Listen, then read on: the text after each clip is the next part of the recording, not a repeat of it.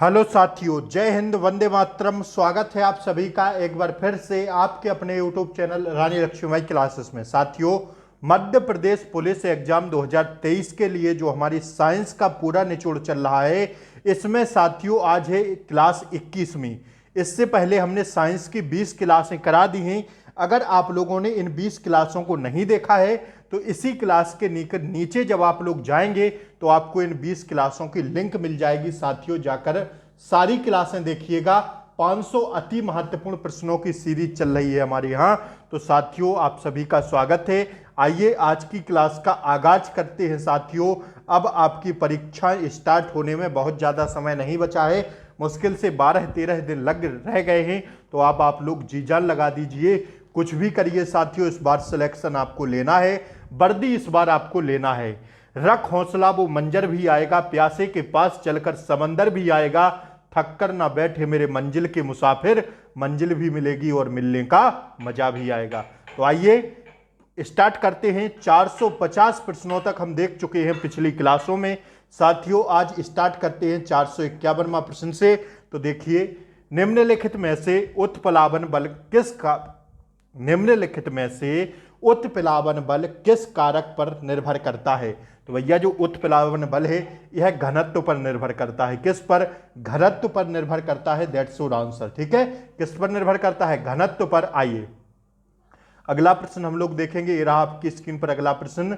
जल का ताप बढ़ाने पर इसकी श्यानता क्या हो जाती है? जल का जब ताप बढ़ाते हैं साथियों तो इसकी श्यानता कैसी हो जाती है? इसकी श्यानता कम हो जाती है। ठीक है, जल का ताप बढ़ाएंगे तो श्यानता क्या हो जाएगी? कम हो जाएगी। That's your answer. रटते हुए चलिएगा हर एक प्रश्न को। ठीक है, समय ज्यादा नहीं है, रिवीजन करने का भी समय नहीं बचेगा। तो प्लीज अभी से प्रश्नों को रट लीजिए। बर्फ पानी पर तैरती है क्योंकि? तो आप सब लोग जानते हैं कि बर्फ पानी पर इसलिए तैरती है क्योंकि बर्फ का घनत्व पानी की अपेक्षाकृत कम होता है, इसलिए जो है बर्फ का टुकड़ा पानी पर तैरता है। ठीक है, क्या होता है? बर्फ का घनत्व पानी की अपेक्षाकृत कम होता है, इसलिए बर्फ पानी पर तैरती है। आइए अगला प्रश्न देखिएगा। किसी वस्तु का गुरुत्वीय त्वरण निर्भर करता है किस पर? तो किसी वस्तु का जो गुरुत्वीय त्वरण है वह निर्भर करता है साथियों किस पर? राइट आंसर है इसका आकार पर, द्रव्यमान पर व त्रिज्या पर। इन सभी पर क्या करता है?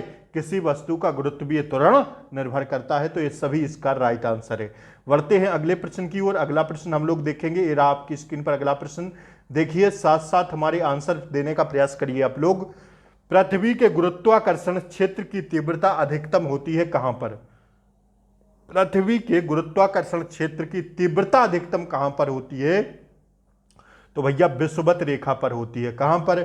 विषुवत रेखा पर होती है। That's your answer. बढ़े अगले प्रश्न की ओर। साथियों, अगले प्रश्न पर बढ़ने से पहले मैं आपसे एक बात कहूंगा कि अब अगर आप लोग चैनल पर नए हों तो प्लीज चैनल को सब्सक्राइब कर लें, बेल आइकन प्रेस कर दें, ताकि आगे आने वाली क्लासों का जो हमारा है वो नोटिफिकेशन आपको सबसे पहले मिले।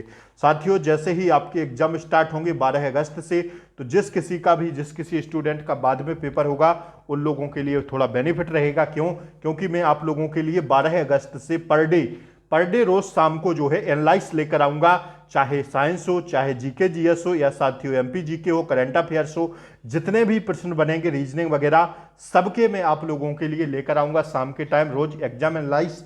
तो साथियों, आप लोग प्लीज अभी से चैनल को सब्सक्राइब कर लें, बेल आइकन प्रेस कर दें, ताकि आगे आने वाली क्लासों का नोटिफिकेशन आपको सबसे पहले मिले। साथियों, मैंने आज एमपी जीके के 400 प्रश्न करा दिए हैं। साथियों, एमपी जीके आज हमारी समाप्त हो गई है। अब साथियों, कल से मैं सुबह के टाइम आपके लिए लेकर आ रहा हूं करंट अफेयर्स 2023 का मैं पूरा आपको कल से करवाने चल रहा हूं। तो प्लीज आप लोग चैनल को सब्सक्राइब कर लें, ताकि क्लासों का नोटिफिकेशन आपको प्रॉपर तरीके से मिलता रहे।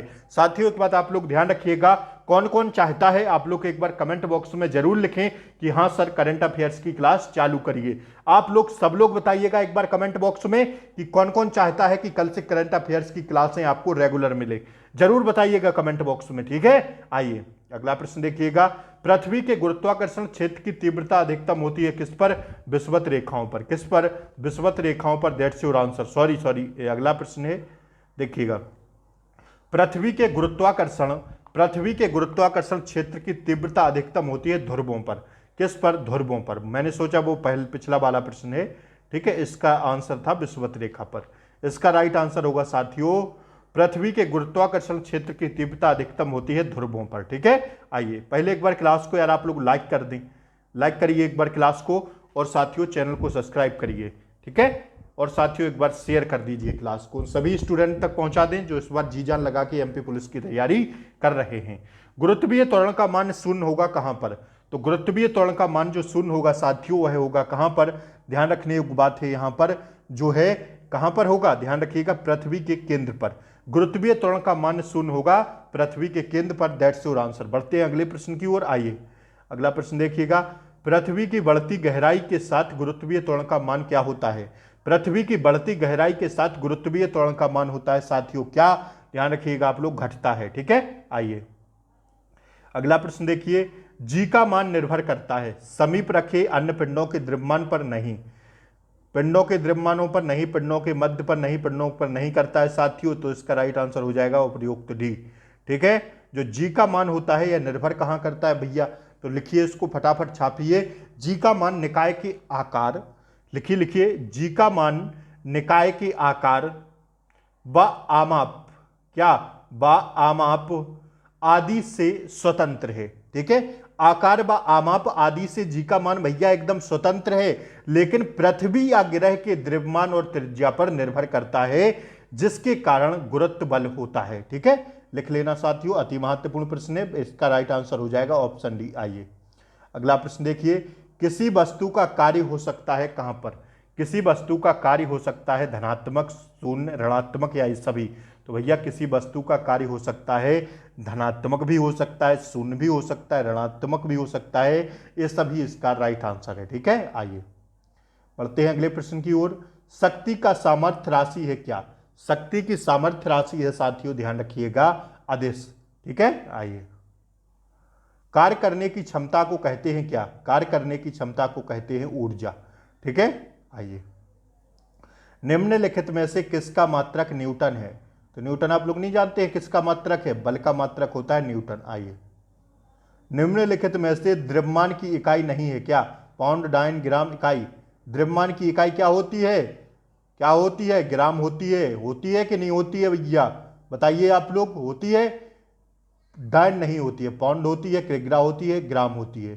ठीक है, लेकिन डाइन इसका राइट आंसर होगा, क्योंकि द्रव्यमान की इकाई डाइन नहीं होती है। ठीक है, ठीक है भैया, आइए अगले प्रश्न पर देखेंगे। फेराड किसका मात्रक है? फेराड है मात्रक किसका? ध्यान रखिएगा आप लोग इस बात को, धारिता का। ठीक है, ऑप्शन डी सही आंसर है। आइए बढ़िए अगले प्रश्न की ओर।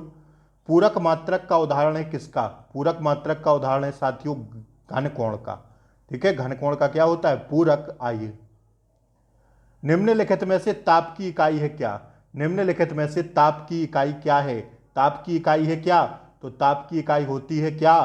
ये सभी सेल्सियस, केल्विन, फ़ारेनहाइट। ठीक है, ये तीनों होती हैं किसकी? ताप की इकाई। आइए प्रकाश वर्ष निम्न में से किस भौतिक राशि की इकाई है? छाप लो, इकाई है किसकी है? दूरी की। ठीक है, किसकी है? दूरी की। आइए अगला प्रश्न देखिए, न्यूटन किग्रा मात्रक है किसका? न्यूटन किग्रा मात्रक किसका है? त्वरण का। ठीक है साथियों, सारे प्रश्न करवा रहे हैं, चाहे छोटे से बड़े तक प्रश्न करवाओगे, आपको कुछ भी करना पड़े, लेकिन साइंस में आपका एक प्रश्न नहीं छूटेगा, ये मेरी गारंटी है। आप लोग बस रेगुलर क्लासों को लेते रहिए, कभी छोटे प्रश्न आएंगे, कभी बड़े प्रश्न आएंगे, बट सिलेबस के अकॉर्डिंग चलेंगे, हर एक प्रश्न को देखेंगे, सीधा सीधा क्लासों से आपको प्रश्न देखने को मिलेंगी। लंबाई की न्यूनतम इकाई है क्या? तो लंबाई की न्यूनतम इकाई है साथियों फर्मी मीटर। क्या है? Fermi metre. That's your answer. बढ़ते हैं अगले प्रश्न की ओर। आइए दूरदृष्टि दोष के कारण प्रतिबिंब बनता है कैसा? दूरदृष्टि दोष के कारण रेटिना के पीछे प्रतिबिंब बनता है। ठीक है, आइए निकट दृष्टि दोष से पीड़ित व्यक्ति के लिए चश्मे में प्रयुक्त किया जाता है क्या? निकट दृष्टि दोष से पीड़ित व्यक्ति के लिए चश्मे में प्रयुक्त क्या किया जाता है? अवतल लेंस। क्या किया जाता है? अवतल लेंस। That's your answer. आइए आइरिस के मध्य वाले छोटे छिद्र को कहते हैं क्या? तो इसको कहते हैं, क्या कहते हैं साथियों? ध्यान रखिएगा, पुतली। क्या कहते हैं? पुतली। आइए मानव नेत्र में रेटिना पर बनने वाला प्रतिबिंब कैसा होगा?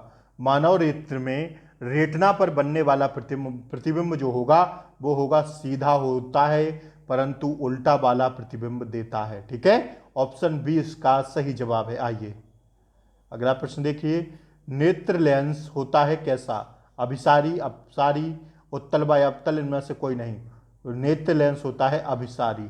ठीक है, आज मैंने आपको 25 क्वेश्चन कराए। टारगेट बताइए आपका कितना रहा, और आप लोग इस बात को जरूर बताएं कि करंट अफेयर्स की कल से क्लासें स्टार्ट की जाए सुबह के टाइम। एक बार जरूर बताएं। चैनल पर नए हों तो सब्सक्राइब कर लें, क्लास को लाइक कर दें, शेयर कर दें। जय हिंद साथियों, मिलते हैं कल सुबह करंट अफेयर्स के साथ। तब तक के लिए नया आगाज करेंगे कल से। ठीक है ना, 2023 के सारे प्रश्न मैं आपको करवाऊंगा, तो प्लीज आप लोग बने रहिएगा। ठीक है, और साथियों स्वस्थ रहें, व्यस्त रहें, मस्त रहें, अपना ध्यान रखें। जय हिंद, वंदे मातरम। मिलते हैं अगली वीडियो में, तब तक के लिए जय हिंद, टेक केयर, बाय बाय, नमस्कार।